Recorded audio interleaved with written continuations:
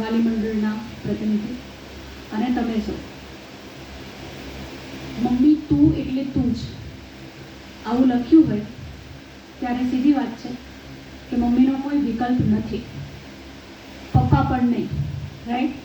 પણ તે છતાંય આને આળોટીને જે પપ્પાઓ આવ્યા છે એમને સવિશેષ આવકારીશું, કારણ કે એમણે પોતાની જાતને આજે મમ્મીના બીબામાં ઢાળીને પોતે અહીં આવ્યા છે એવું હું માની લઉં છું.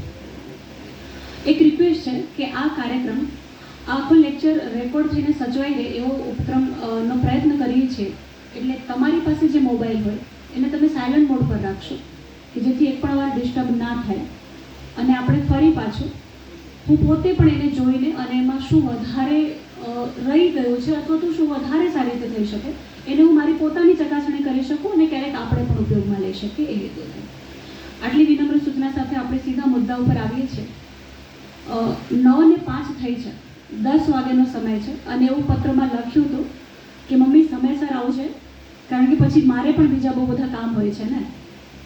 આમ તો એવું હોય છે કે સામાન્ય કાર્યક્રમમાં નીચે એવી નોંધ મૂકતી હોઉં છું અથવા મૂકતા હોઈએ છીએ. હું પોતે પણ અહીંયા પહેલાં પણ મૂકતી હતી કે કાર્યક્રમ સમયસર પૂરો થશે.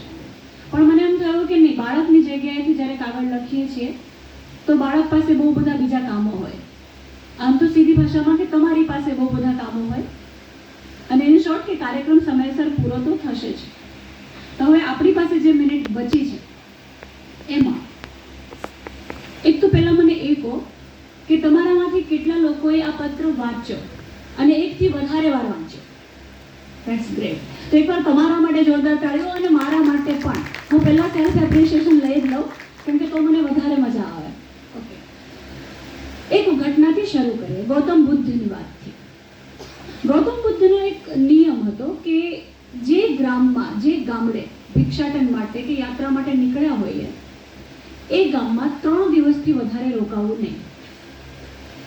એનું કારણ હતું કે જો વધારે રોકાઈએ તો ગામના લોકોને તકલીફ પડે, એમને વધારે વ્યવસ્થા કરવી પડે અને એવી બધી પળોજણ સર્જાય. સંત તો એ છે કે જેનામાં કોઈ તંત ના હોય, એના માટે 3 દિવસથી વધારે કોઈ એક ગામમાં રોકાવાનો નિયમ નહીં હતો. હવે આવી રીતે કરતા કરતા એક ગામમાં જ્યાં તેઓ રોકાયા હતા ત્યાં એમના એક યુવા શિષ્યને એક સ્ત્રીએ પોતાના ઘરે રોકાવા માટેનું આમંત્રણ આપ્યું અને ખબર પડી કે એ ગણિકા છે, એ વેશ્યા છે.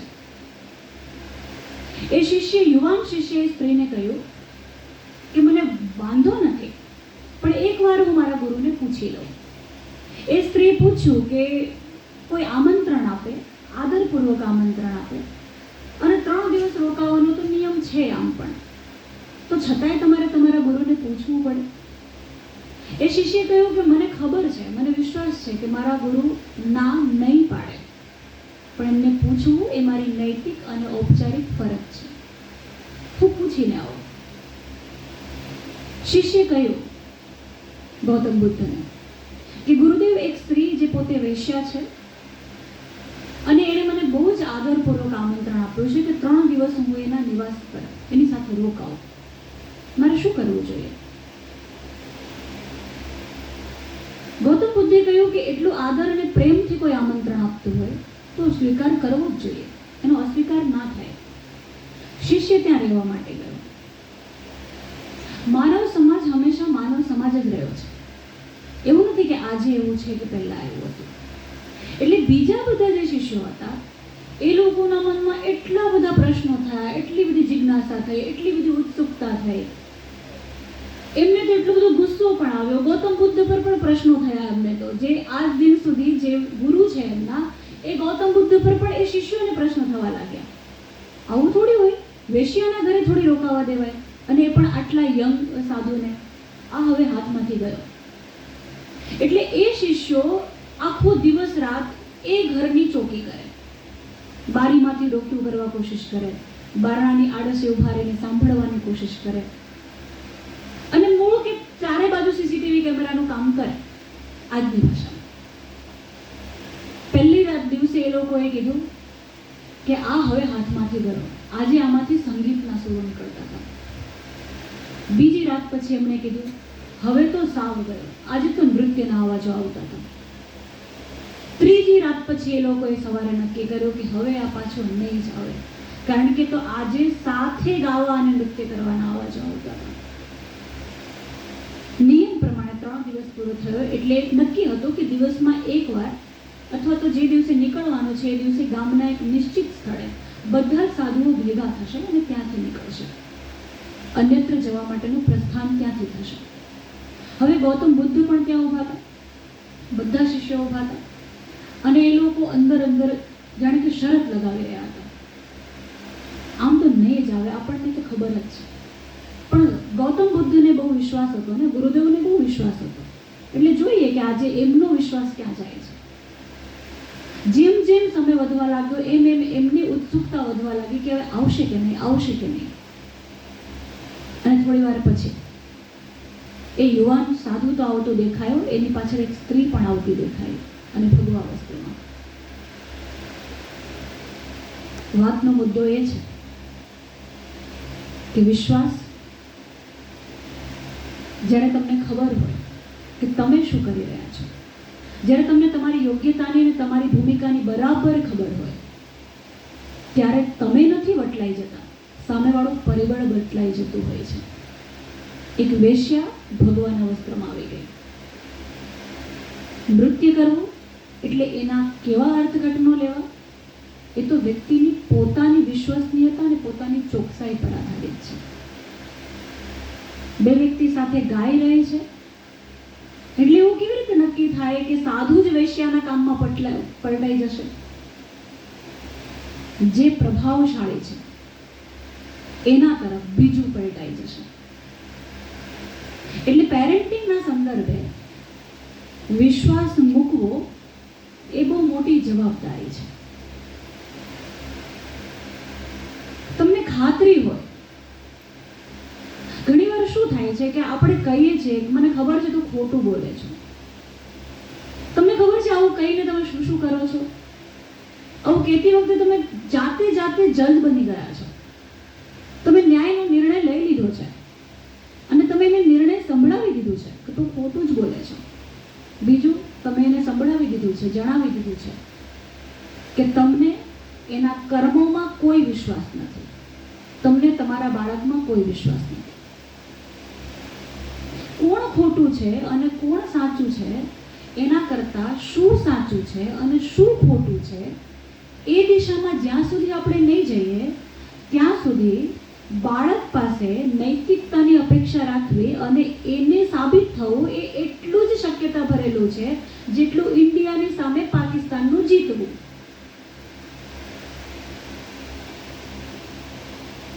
એટલે પેરેન્ટિંગ ઘણીવાર સોરી ટુ સે પણ ઘણીવાર મા બાપ પાસે જનનેન્દ્રિય હોય છે, સંવેદનશીલતા નથી હોતી, પ્રજનન કરવાની ક્ષમતા હોય છે, પેરેન્ટ્સ બનવાની તૈયારી નથી હોતી. આ જ્યારે પત્ર લખ્યો, આ ડ્રાફ્ટિંગ કર્યું પેરેન્ટિંગ સેમિનારની જગ્યાએ કે મમ્મી તું એટલે તું જ, એટલે પહેલો કોન્સેપ્ટ એ હતો કે આજ દિન સુધી જ્યારથી આપણે મમ્મી બનીએ ને એટલે આ બાળક માને મમ્મી મળે એના પહેલા આપણે તો મમ્મી બની જઈએ, અને જ્યાં સુધી ના બન્યા હોઈએ ત્યાં સુધી આપણી મમ્મીઓએ આપણને કીધું હોય એ તો માં બનો ને ત્યારે ખબર પડે. દરેક વસ્તુ વાતે વાતે વીટો પાવર વપરાતો હોય એ તો તમે માં બનો ને ત્યારે ખબર પડે. તમે પરણ્યા ના હોય ત્યાં સુધી શું કહેવામાં આવે? પરણી જાય ને પછી છૂટા, પણ તમે પરણી જાઓ એના પછી પણ આ આવે જ, સલાહ સૂચનો ચાલુ રહે. અને જો તમે કઈ જવાબ આપો તો જવાબ શું મળે એ તો તમે માં બનો ને ત્યારે ખબર પડે. હવે એક તબક્કે એવું થાય કે તમે માં બની ગયા છો પણ છતાં એ ખબર તો નથી પડી રહી કે શું ખબર પડવા માંગતા હતા, કદાચ એમને ખબર નથી, પણ એમની પાસે આ વીટો પાવર હતો કે આવું કહીને આપણા બધાનું મોઢું બંધ રખાવી શકાય છે. આપણે ઇમોશનલ થઈ જઈએ છીએ અને ઇમોશનલ ટ્રેપમાં લાવીને એમને બોલવાની જગ્યા મળી રહી છે. તમને નથી લાગતું મમ્મી થયા પછી આપણે એ જ આપણા બાળકને આપી રહ્યા છીએ? બહુ એક્ઝેક્ટ સત્ય શું છે કે સભ્યતાના નામ પર બહુ બધું આપણી ઉપર આમ લીપાઈ ચૂક્યું છે. મમ્મી તું એટલે તું જ, એટલે બાળક માટે, પણ તમે તો મમ્મી છો, તમે ખાલી મમ્મી નથી, તમે મમ્મી પણ છો, તમે પત્ની પણ છો. હું કે તમે ખાલી પત્ની જ નથી, ખાલી મમ્મી જ નથી, મમ્મી પણ છીએ. જો તમે ક્યાંક કામ કરી રહ્યા છો, if I M working as a professional, તો હું એકેડેમિક એડવાઇઝર પણ છું, પણ હું 24 કલાક એ જ નથી. પણ સમસ્યા શું આવે છે કે એક શેર છે કે દુર્દશાનો એટલો આભાર હોય છે, જે મળે છે મુજથી સમજદાર હોય છે. તમારો છોકરો માંદો પડે ને ત્યારે આજુબાજુવાળા બધા ડોક્ટર બની જાય, બધાને બધું જ આવડતું થઈ જાય. તમે ક્યાંક એકલા જાઓ, તમારું 2, 4, 5 વર્ષનું બાળક ક્યાંક વ્યવસ્થા કરીને જ ગયા હો તમે, પણ ત્યારે 4 જણ તમને એવું અનાયાસે કહી જાય, કોઈ ડિગ્રી વગર, હે છોકરોને મૂકીને જતા જીવ ચાલે? એટલે એકલા મજા થાય? અરે અરે, અમને તો છોકરા વિના ફાવે જ નહીં, ગોઠે જ નહીં. ખોટી વાત, સાવ તદ્દન ખોટી વાત છે, તદ્દન ખોટી વાત. હમણાં હું એક જગ્યાએ મમ્મીઓની સભા, એટલે 500-600 મમ્મીઓ, તે આમ સરપ્રાઈઝ કે કેમ આપણે આટલા ઓછા છીએ. મેં લેટર એટલા માટે આટલું બધું ઇમોશન સાથે મૂક્યું હતું કે મમ્મીઓ જાગે, મમ્મીની અંદર રહેલી મમ્મીઓ જાગે, અને ખરેખર આપણી વચ્ચે એક સંવાદ થાય જેમાં કોઈ સલાહ સૂચન નથી, જે તમને આ 40 મિનિટ 1 કલાકના અંતે તમે જ નિર્ણય લેજો કે આમાં કોઈ બોરિંગ વાત નહીં હતી, કોઈ એડવાઇસ નહીં હતી. અને તમે ખરેખર અહીંયાથી જાઓ ત્યારે તમારી ઉપરથી ભાર ઉતરી જાય, તમે એક ફ્રેશનેસ સાથે જાઓ. એ જ આશય સાથે આવો પત્ર લખ્યો. એટલે શું થાય કે જ્યારથી એક તો નાનું છોકરું જો પડી જાય, પહેલો જવાબ શું આવે, પહેલો રિસ્પોન્સ, લોકોનું રિએક્શન શું આવે? રિસ્પોન્સ નથી હોતો, રિએક્શન હોય છે. ધ્યાન નથી રખાતું. તો તમને બધાને શું લાગે છે કે કોઈ આપણે એવું ઈચ્છતા હોય એટલે પડી જાય, અને જે કહેનારા છે શું એમના છોકરા ક્યારેય નથી પડે? એટલે પેરેન્ટિંગ એક એવી જોબ છે કે જેની કોઈ ડિગ્રી કે તાલીમ નથી હોતી.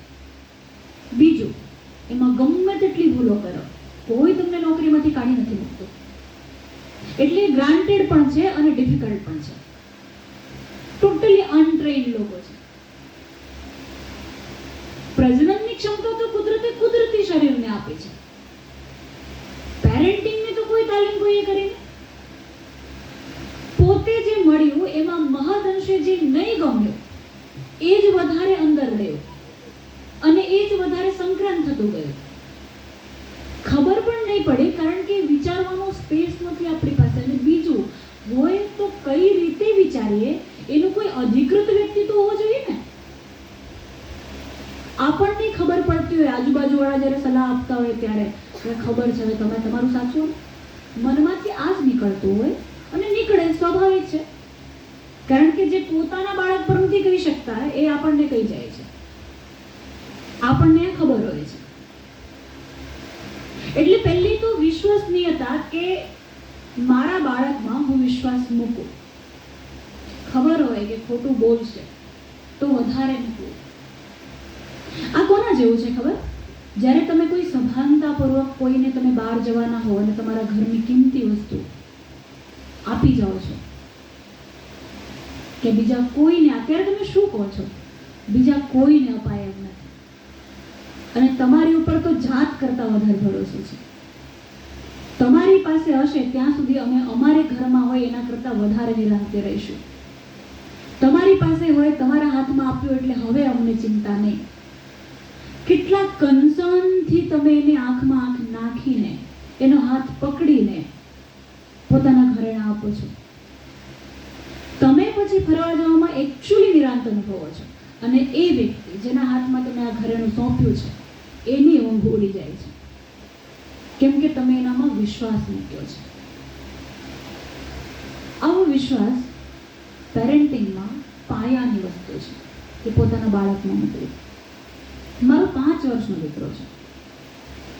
મને ખબર છે કે અમે બે જ જ્યારે ઘરમાં હોઈએ મોટે ભાગે, તો જ્યારે સ્પેશિયલી જે ટાઈમ મારો, હું સ્નાન કરવા માટે બાથરૂમમાં જાઉં તો એ ટાઈમ પર એ મોબાઈલ માંગે. બાંધી છે, એટલે હું એને મોબાઈલમાં ચાલુ કરી દઉં, રામાયણ કે બાલકાંડ કંઈ પણ. મને ખાતરી છે કે એમાંથી 90% વાર એ વિડીયો બદલી દે છે, મને ખબર જ છે. એટલે 2-3 વાર એને ખબર કેમ પડે, એની ભાષામાં આ બધું આવતું થાય જે રીલમાં હોય તે. એટલે મને થયું કે આ ભાષા ઘરમાં બોલાતી નથી, ટીચર કોઈ દિવસ ના શીખવાડે, આ ભાષા આવી ક્યાંથી? પછી મેં જોયું કે અચ્છા આ રીલમાંથી આવે. એટલે મેં ના પાડી કે હવે મોબાઈલ નથી આપવો. એને પણ ખબર પડે છે. આ જ્યારે હું એવું કહું છું ને, આ એટલા માટે આ કિસ્સો, કારણ કે આ કિસ્સામાં હું વધારે ઓબ્ઝર્વ કરવાની ભૂમિકામાં છું. આ ઘટના મને વધારે દેખાય છે, પણ એનામાં હું તમામ બાળકોને જોઉં છું. તો મેં કીધું કે નહીં, આપણે હવે મોબાઈલ જોવો જ નથી. એટલે મને શું કહે છે, મમ્મા મારામાં વિશ્વાસ કર, આ વખતે હું એવું નહીં કરું, મારામાં વિશ્વાસ કર. અરે તો હું તને કહું છું, મારામાં એકવાર તો વિશ્વાસ કર, હું વિશ્વાસઘાત નહીં કરું. આ શબ્દો એટલા માટે શીખે છે કારણ કે એ મને જે લોકો સાથે ડીલ કરતા જોઈએ છે, મને જે વાત કરતા જોઈએ છે, ભાષા અનુકરણથી જ આવડે, ચાળા પાડીને જ આવડે. અને પછી હું એને ખરેખર મારે આપવાનું જ હોય છે, કેમ કે મારી પાસે વિકલ્પ નથી, એની મને ખબર છે. એટલે હું સરસ રીતે એનો ગાલ મારા હાથમાં લઉં છું, એની આંખમાં જોઉં છું અને કહું છું કે ખરેખર વિશ્વાસ મૂકી શકાય? મૂકું વિશ્વાસ આ વખતે? મને ખાતરી છે કે તમે આ વિશ્વાસ પાળશો. એ વખતે નથી જોતો બીજો વિડીયો. એ વખતે મને કહે છે જો મેં આજે કાંઈ નથી કર્યું, ઉલટાનું મેં તારા માટે એક સરસ વસ્તુ બનાવી, મેં તારા માટે ડ્રોઈંગ કર્યો, તને ગમે તો તું સ્ટાર આપજે, વધારે ગમે તો તારી સાઈન પણ કરજે, ફરજિયાત નથી. પેરેન્ટિંગ એ અઘરું કામ છે. સોમથી શુક્રમાં હું એક કોલ નથી લઈ શકતી ઘરે ગયા પછી. મેં મોટાભાગના પ્રોગ્રામ્સ ઓછા કરી દીધા. મેં પ્રોગ્રામ્સની ક્રાઇટેરિયા બનાવ્યું કે મને સારી અમાઉન્ટના પ્રોગ્રામ અને સારા પ્રોગ્રામ હશે તો જ હું આને ઓપ્શનમાં એ કામ કરીશ, તો જ હું આ બાળકને મારી મમ્મીને ત્યાં મૂકીશ. કેમ કે મને લાગવું જોઈએ કે આને મેં 2 કલાક બીજી જગ્યાએ મૂક્યું તો એના માટે હું બીજું શું મેં કમાઈને સંગ્રહ કર્યો. અઘરું જ કામ છે, એ કોલ નથી લેવાઈ શકતો. અને લોકોને પછી સાફ કીધું છે કે આને મોબાઈલનું એડિક્શન થાય એના કરતાં ઓફિસ અવર્સમાં જ ફોન લેવાશે. અને પોતે પણ એવું કે જો પ્રાઇવેટ ટાઈમમાં તું ફોન લેશે તો હું બીજો ફોન લઈશ. કાંઈ ન કહી શકો તમે, પણ you have to keep trust. ઈશ્વરમાં શ્રદ્ધા હોય પણ માણસમાં વિશ્વાસ હોય. માણસમાં વિશ્વાસ મૂકવો પડે. તમને ખાતરી હોય ખોટું જ કરશે, તમને ખાતરી છે તો વધારે વિશ્વાસ મૂકો. કારણ કે જેમ વિશ્વાસ મૂકીને પેલા ઘરેણા આપનારને તમે બાંધી રાખ્યો છે નૈતિકતાની દોરીમાં, એવી રીતે તમારું બાળક પણ બંધાશે. ધ્યાન રાખવું અને શંકા કરવી બંને વચ્ચે ફરક છે. અત્યારે મારી સામે જે મમ્મીઓ બેઠા છે, મમ્મીની ઉંમર 4થા ધોરણથી 8મા ધોરણ સુધીની છે. મમ્મીની ઉંમર 35 વર્ષ ના હોય અત્યારે. મારી મમ્મી તરીકેની ઉંમર તો 6 વર્ષ જ છે. સીધી વાત છે ને, મમ્મી તરીકેની ઉંમર થોડી તમારી એટલી બધી છે. એક આ વિશ્વાસ. બીજું, સત્યનો કોઈ વિકલ્પ નથી. બીજા બધાનો હોઈ શકે, સત્યનો વિકલ્પ નથી. બીજા ગ્રહોનો હોઈ શકે પણ સૂર્યનો વિકલ્પ નથી. મનોજ ખંડેરિયાનો આવો એક શેર છે. જો તમે ઈચ્છતા હો કે તમારું બાળક સત્ય બોલે તો એ તમારી જવાબદારી છે કે તમે સત્ય બોલો. જ્યારે હું એને કહું છું ને કે બેટા હવે છે ને રોજ 20-20 મિનિટ, જ્યારે આપણે 2 જ ઘરમાં હોઈએ તો થોડી વાર એકલા રહેતા તમારે શીખવું પડે. એટલે હું દૂધ લેવા જાઉં તો એને કહું છું હું 20 મિનિટમાં પાછી આવીશ, એટલા સમય એકલો રહેવું પડે. એ રહી છે અને ઘડિયાળ જુએ છે, મને ખબર હોય છે કે હું 10 મિનિટમાં પાછી આવીશ, પણ મને ટાર્ગેટ 20 મિનિટમાં આપું છું. એક દિવસ મેં એને કીધું હતું કે હું શનિવારે મમ્મીને ત્યાં લેવા આવીશ અને વરસાદને કારણે નહીં જવાયો, એટલે એને ફોન કર્યો અને મને કહે કે તું ખોટું બોલતા ક્યારથી શીખી? તું ખોટું બોલતા ક્યારથી શીખી? તે કીધું તું કે તું શનિવારે આટલા વાગે આવશે. વરસાદ હોય તો શું થઈ ગયું, બીજો રસ્તો શોધ.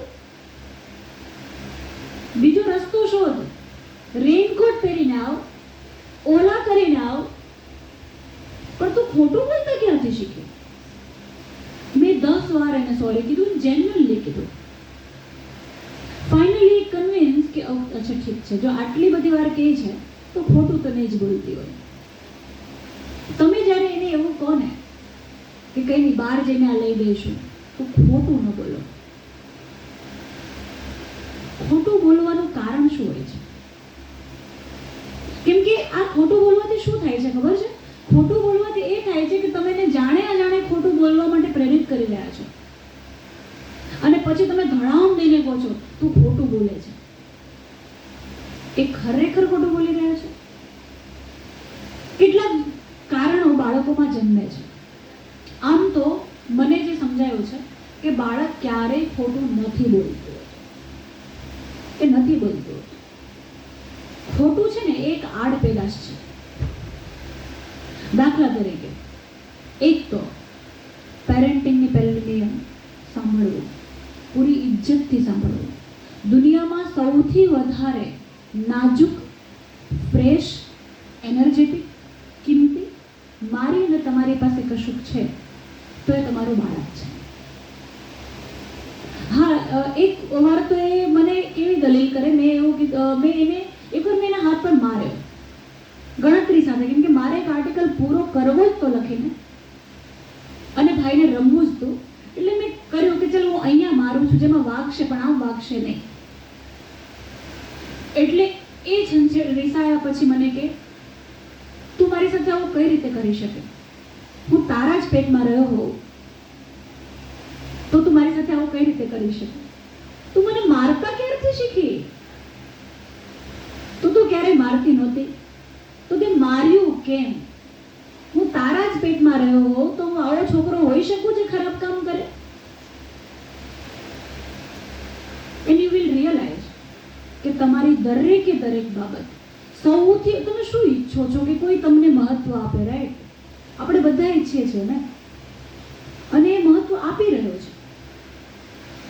તો તમે શું ઈચ્છો છો કે એ વાતને મહત્વ ના આપે? કેમ? કેમ કે તમારી પાસે એકચ્યુઅલમાં જવાબ નથી. અને જવાબ કેમ નથી? કારણ કે કરવા જેવું કામ નહોતું. કેટલી વાર પ્રામાણિક રીતે આપણામાં પેરેન્ટ્સ તરીકે માફી માંગવાની નૈતિકતા જન્મે છે. માફી માંગવી એ કાયરતા નથી, પણ શરતો લાગુ કે ખાલી બોલવા ખાતર ના બોલાયો હોય. માફી માંગવી, સોરી કહેવું એ નૈતિકતાનું, પ્રામાણિકતાનું અને મજબૂતીનું ને જવાબદારીનું કામ છે. તમે એની આંખમાં જોઈને એને કહ્યું હોય, હું તમને જે કાંઈ પણ કહું છું ને આમાંનો કોઈ ઉપદેશ નથી. મેં તમને પહેલા કહી દીધી કે મારી આટલી આટલી ભૂલો વખતે મને આ મળ્યું છે, અને હું વધારે રિયલાઇઝ કરતી થઈ છું કે હવે આવું કશું થાય તો કામને જ બાજુએ મૂકી દેવું. 10 થી 4 માં હું સૌથી વધારે રિલેક્સ હોઉં છું. તમે પણ છોકરો અહીંયા હોય ત્યાં સુધી સૌથી રિલેક્સ હોવ છો ને? સેમ, એટલે આપણું લેવલ સેમ. મમ્મી એટલે મમ્મી જ હોય, એમાં કોઈ ફરક ના પડે કે એની ડિગ્રી શું છે.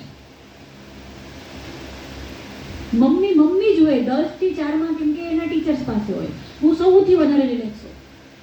હું તમામ કામો 10 થી 4 માં કરી લેવાની, 12 થી 4 માં કરી લેવાની ઈચ્છા રાખું. અને દુનિયાનો કોઈ પણ કોલ આવે, મારો ફોન જ ડુ નોટ ડિસ્ટર્બ મોડ પર હોય, લઈ જ ના શકાય. મેં નક્કી કર્યું કે હવે સરેન્ડર મોડ પર રહો. તમે જિંદગીમાં પાછળથી જો પસ્તાવા ના માંગતા હો તો દુનિયાની બધી સોશિયલ સર્કલ ગયું સાઈડ પર. કેમ કે જ્યારે તમારા પેટમાં આ બાળક ઉછળતું હતું ત્યારે બીજું કશું નહોતું ઉછળતું. મને સમજાય, હું માનું છું કે એણે મારી પાસે આવવાની જીદ નથી કરી, મેં ઈશ્વર પાસે માંગ્યું હતું. માતૃત્વ એ મારા માટે એક અદ્ભુત અનુભવ હતો. જ્યારે ડોક્ટરે મને એવું કીધું કે પેઇનલેસ ડિલિવરી થાય છે, તમે એ લો. હવે આજકાલ બધા ભણેલા આવવા લેતા હોય છે. And I was very much clear. મારી આખી ફેમિલીની હાજરીમાં મેં ડૉક્ટરને કીધું હતું કે નહીં, મારે પેઇનલેસ ડિલિવરી નથી કરવી, કારણ કે મારે એ પેઇન જોવું છે. મારે અનુભવવું છે છેલ્લી ક્ષણ સુધી કે હું કેટલી પીડા આના માટે લઈને કઈ કિંમતે હું આ બાળકને પોતાના હાથમાં પહેલી વાર લઉં છું. એટલે જિંદગીમાં જ્યારે હું આનેથી કંટાળું ને ત્યારે મને યાદ આવે કે આ બધી પીડાથી ઉપરવટ મારી અંદર આ હતો. જ્યારે કોઈએ કીધું કે સ્ટ્રેચ માર્ક આટલા બધા છે, બીકોઝ મને બહુ અદ્ભુત રીતે મારું 25 કિલો વજન વધ્યું હતું અને મને બહુ મજા આવે, બીકોઝ મને ખબર હતી કે આ અનુભવ મને આના સિવાય કોઈ આપી શકે એમ નથી. મને એ ખબર હતી કે 10 મહિનામાં આ વજન પૂરેપૂરું ઉતરી જશે. પણ સ્ટ્રેચ માર્ક જે એટલા બધા આવ્યા ત્યારે બધાએ જ કીધું, મારી મમ્મીએ પણ કીધું કે ક્રીમ લગાડીને મેં કીધું કે આ દુનિયાનો સૌથી અદ્ભુત ટેટૂઝ છે જેને મારે સાચવવા છે. મને ખબર હોય કે આ માતૃત્વની અનુભૂતિ સમયે મળેલા પ્રસાદો છે. યસ, એ તમારી એક અદ્ભુત પ્રસાદી છે કે જે આ ઘટના સિવાય સર્જાયા નથી. એ સ્કિન અડીને મને મજા આવે છે. પણ આ બધું જો હોય, થાય છે શું કે તમને નથી લાગતું કે તમે આપણને બહુ બધા ડરપોક બનાવી દેવા આવ્યા છે? ફલાણાના લગ્નમાં જવું પડે, જમવા જવું એ કામ છે યાર. એના પહેલા તૈયાર થવાનું, આવીને બધું ગોઠવવાનું, એના પહેલા ટાઈમ ટેબલ એવી રીતે વિચારવાનું, બીજા બધા કામો હું તો નહીં જ જતી. મેં તો સ્ટુડન્ટ સાથે જ્યારે વાત કરું છું ત્યારે એમને કહું છું કે મારા લગ્ન પહેલા મેં કોઈના લગ્ન અટેન્ડ કર્યા નથી અને તમે ન કરો તો તમારા લગ્નમાં કોઈ નહીં આવે એવું કશું બનવાનું નથી. બી ફોકસ. આપણે સમાજનું બગાડીએ થોડી છીએ. હા, કોઈને જરૂર હોય, એકચ્યુઅલ જરૂર હોય, તમારા વિના જ કામ અટકી પડવાનું હોય. મારી તો મારી જાત સાથેની આ શરત છે. મારા ઘરમાં પણ હું કહું છું. મારી મમ્મી જ્યારે દર શનિવારે, મમ્મીઓને એવું જ હોય લાઈફ ટાઈમ, એમને એવું જ લાગે કે રવિવાર છે એટલે ઈચ્છતા શું હોય કે આપણે ત્યાં હોઈએ ને સાથે હોઈએ, ઈચ્છતા આટલું જ હોય. પણ રજૂ કેવી રીતે કરે? કાં તો ઇમોશનલ બ્લેકમેલ કરશે અને કાં તો ભડકશે. તમને લોકોને તો ટાઈમ જ નહીં. તો આપણે પ્રેમથી, મને ખબર જ હોય કે આ 2 મિનિટનો ભડકો છે ને એની રીત છે આ કામ કરાવવાની. એટલે હું એમને કહું કે મમ્મી ફોન મૂકી દે અત્યારે, પછી સાંભળું પણ અવાશે નહીં. જ્યારે ખરેખર જરૂર છે ત્યારે તો આપણે કામ છોડીને પણ જવું જોઈએ. પણ એ ખરેખર જરૂર કેટલી વાર હોય? કોઈ પણ જગ્યાએ. I am not talking about the family only, any relatives. અરે અનનોન માણસને પણ જરૂર હોય ત્યારે જવું. હું એવું માનું કે મારા વિના જો કામ અટકી જતું હોય તો હું એની ટાઈમ આવીશ, પણ ત્યાં મારી જ જરૂર હોવી જોઈએ અને મારી જરૂર હોવી જ જોઈએ. ખાલી જાનમાં 2 માણસ ઓછા ચાલે તો કયા જમીનને ફરક પડે? મને કહો. આજ સુધી કોઈને ફરક પડતો નથી. તો એ જાનમાં મારવા માટે યાર ગજબ રીતે હેવી કપડાં પહેરવાના અને પરસેવે રેબજીવ થવાનું. એક તો લોકોના પગ ઉપડતા ન હોય, કીડીની જેમ ચાલવાનું. મારા માટે તો એ સૌથી અઘરું કામ છે, એટલું કીડીની જેમ ચાલવું. એના કરતા આ બધું શું પડે છે? આ હું વાત કેમ કરું છું અત્યારે? કેમ કે આ બધું લોડ પડે છે તમારી ઉપર અને આ બધામાં તમે જ કચડાઈ રહ્યા છો. એટલે મમ્મી તું એટલે તું જનો મતલબ કે તમારા બાળક પાસે તમારો વિકલ્પ નથી. પણ દુનિયાની બહુ બધી જફાઓને જે તમે માથે લઈ લીધું છે, પહેલી વાર એમ તો ઇન્વાઇટ, પાછું શું થાય? સાયકોલોજી ગજબ ક્રિએટ કરે છે. આપણે કોઈ ઇન્વાઇટ ન કરે તો આપણને ખોટું લાગી જાય. આપણને ન કીધું, અલા ભાઈ પણ નિરાંત, કેટલી નિરાંત. ઉલટાનું એ ક્યારેક તમને મળશે તો કહેશો ભૂલી ગયા તો માફ કરજો, તમે માફ કરી દેજો. કેટલી શાંતિ છે. આઈ વોન્ટ કે આપણે છે ને થોડી સાયકોલોજીકલી બદલીએ, બાળક માટે ને પેલા આપણા માટે થોડા રિલેક્સ રહો. અને એના માટે શું કરવું પડશે? પહેલા તો તમને ખાતરી હોવી જોઈએ કે તમે કશું ખોટું નથી કરી રહ્યા. થોડો સ્પેસ લો પોતાના માટે. મહિને 1 વાર જો શક્ય હોય અને તમારું બાળક ક્યાંક તમે મૂકી શકતા હો કોઈની પાસે, ઓફકોર્સ તમે સલામત જગ્યાએ જ મૂકશો, તો 1 દિવસ એકલા રહો, પોતાની રીતે જુઓ. એનું કારણ છે કે તમારી પાસે, ધારો કે 1 કલાક પછી તમારામાંથી ઘણા બધાને એવું થશે કે તમને હું બહુ ગમીશ, રાઈટ? એવું મેં માની જ લીધું છે. ઓકે, હવે તમને એવું થશે કે યાર આપણે આને એકાદ કેડબરી આપીએ. ઓકે, તો હવે કેડબરી આપશો ક્યારે? જ્યારે તમારી પાસે હશે ત્યારે, રાઈટ? એમાંય 4-5 હશે તો તમે રિલેક્સ થશો કે એક આપીએ તો વાંધો નથી, એટલે એક પ્રેમથી અપાશે. 2 હશે તો થોડું આમ કરીને કે ચાલ કંઈ નહીં યાર છોકરા માટે બહારથી લઈ લઈશું, પણ આમને તો આપીને જ જવું છે કેમ કે છોકરું તો ઘરે હશે, આ તો નહીં હોય. 1 હશે તો જીવ સાથે બહુ જ વધારે કશમકશ કરીને પણ તમે આપીને જશો, કારણ કે તમારું અત્યારની ઇન્ટેન્સિટી એ હશે કે અત્યારે તો સૌથી વધારે આ જ ગમે છે,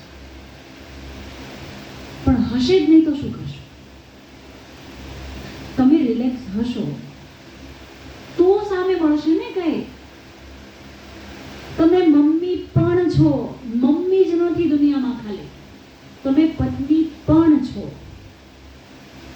અને મેં ડિઝાઇન કર્યું છે કે એના પછી પપ્પાઓની સાથે સેશન કરીશ જે ખાલી પપ્પાઓ માટે હશે, અને દેન આફ્ટર હું તમને બંનેને સાથે બોલાવીશ અને આપણે સાથે વાત કરીશું. કોઈ એડવાઇસ નહીં હશે. જાઓ ત્યારે તમને 1 સેકન્ડ માટે એવું નહીં થશે કે આને આપણા કરતાં વધારે આવડે છે ને આપણને ડોબું સમજે છે, જરાક પણ નહીં. હું માનું જ છું કે તમે મારા કરતાં વધારે જ મહેનત કરી રહ્યા છો, પુષ્કળ કરી રહ્યા છો. તમે સવારે 3 આઈટમ બનાવતા હશો, અમારું તો ફિક્સ છે સવારે શાક રોટલી જ. મારા બાળકને પણ ખબર. હું એને એવું કહું ને કે ઇનાંત મને એવું લાગે છે કે સાંજે આપણે બંને આપણા માટે, એટલે એવું કે હા મને ખબર છે ખીચડી બનાવી લઈએ, ફિક્સ છે. અને એમાં નક્કી છે કે પપ્પા 15 દિવસે સુરત આવે ત્યારે જ બહાર જમવા જઈશું. એમાં એને ખબર છે મેંદો વેંદો ખાવાનું નહીં, ચાઇનીઝ વાઇનીઝ ખાવાનું નહીં, તો ખાઈ શું શકાય? South Indian. એટલે અઠવાડિયામાં 3 વાર 1 દિવસ પનીર બનાવી દેવાનું. જો કેટલું સિમ્પલ છે, મને ખબર છે કે 100 ગ્રામ પનીરમાં 15 થી 20 મિનિટ જ લાગે, એમાં ઓનિયન ગાર્લિક નહીં નાખવાનો એટલે ટાઈમ કેટલો બચી જાય. હું એટલે કહું છું કે મને ખબર છે કે તમે મારા કરતાં વધારે મહેનત કરી રહ્યા છો અને તમે વધારે સ્ટ્રેસમાં છો, કેમ કે તમારે બધાને સારું લગાડવું છે ને તમારો વાંક નથી. એ મળ્યું છે આપણને, લોકોએ ડરાવી દીધા છે અને તમે બહુ વધારે સારા છો મારા કરતાં, એટલે તમે ડરી પણ ગયા છો. તો થોડા તમે બગડી જાઓ,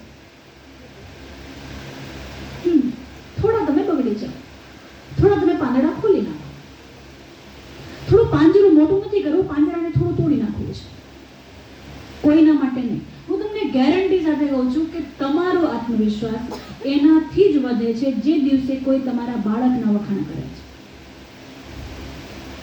અને તમને ખબર છે કે જ્યારે આખું ઘર કદાચ કોઈ એક વાત પર અલગ થઈ ગયું હોય ને તો પણ તમારું બાળક તમારી આંખમાં જોઈને એવું કહે છે ને કે મમ્મી તું મને સૌથી વધારે ગમે છે, તો ત્યારે તમારી સ્ટ્રેન્થ બને છે.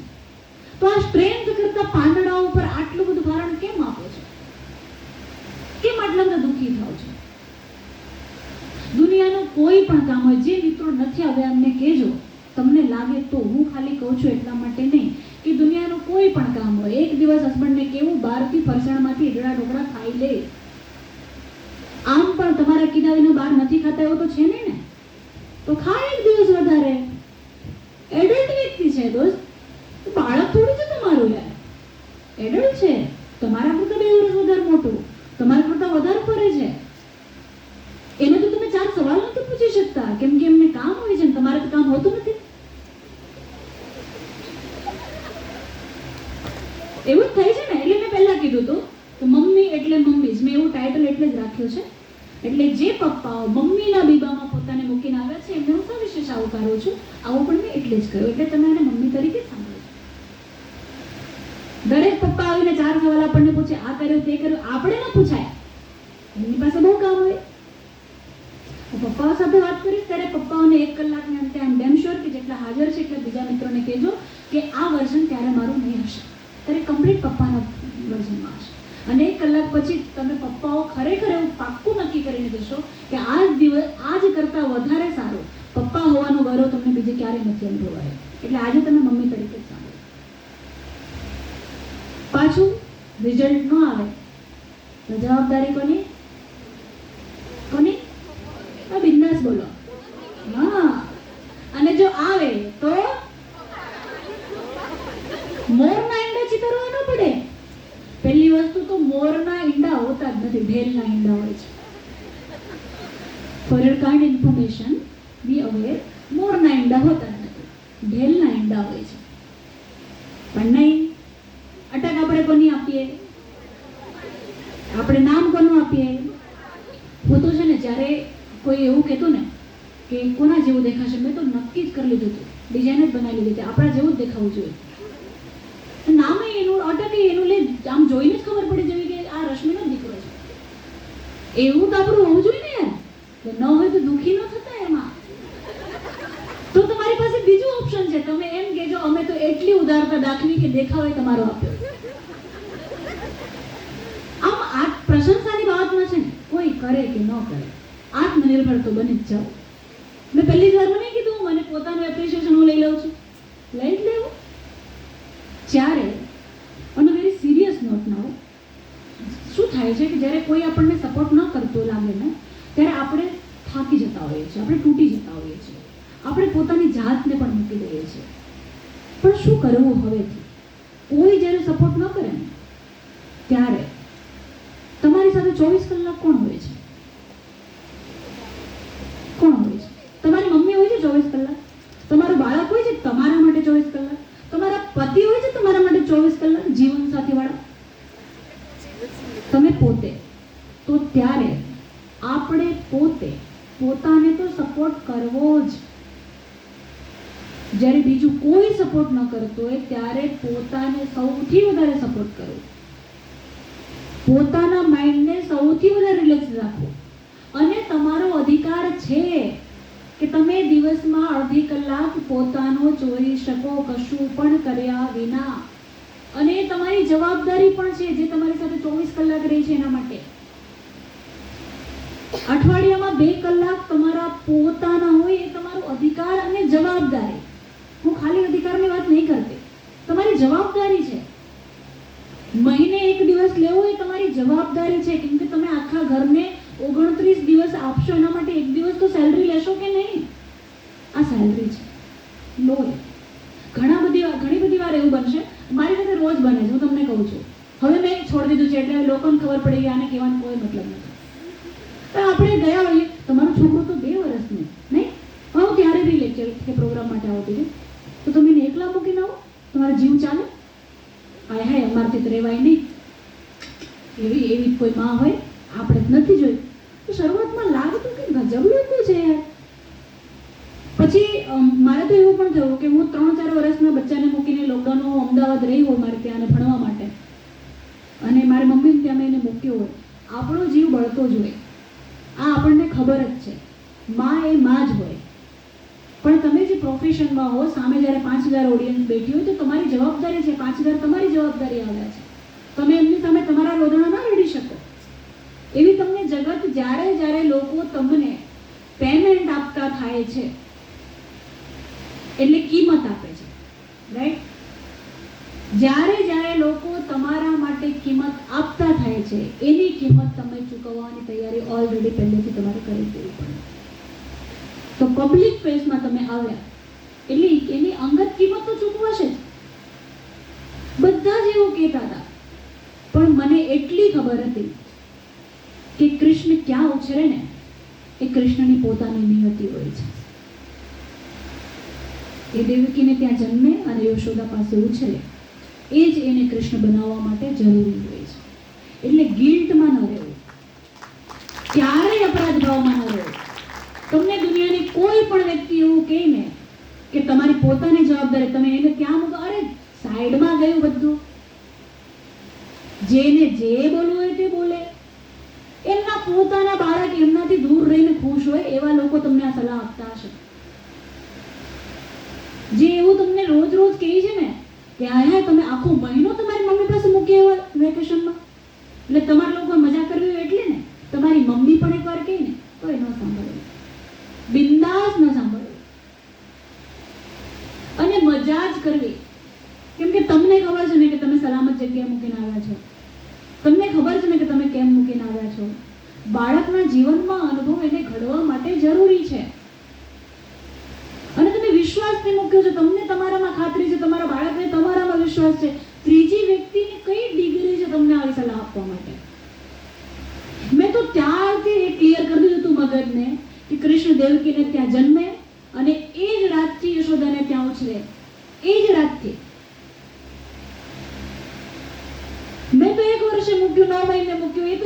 ફરિયાદથી ઉછરે છે.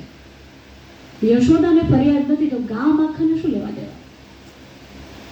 જલસાથી પોતાની નિયતિ અને પોતાના કર્મો પ્રત્યે સજાગ રહેવું, પણ 1% ગિલ્ટ પોતાના માથા પર રાખવું નહીં. અને કહેનાર વ્યક્તિ કોણ છે? હું તમને જ્યારે કહું છું તો બહુ જવાબદારી સાથે આ કહું છું. તમને આજ સુધી એવા લોકોએ સૌથી વધારે ટોક્યા હશે જેમનું છોકરું એમને સાંભળતું નથી, અને એટલા માટે એમને બીજું ઘર જોઈએ છે એમને સંભળાવવા માટે.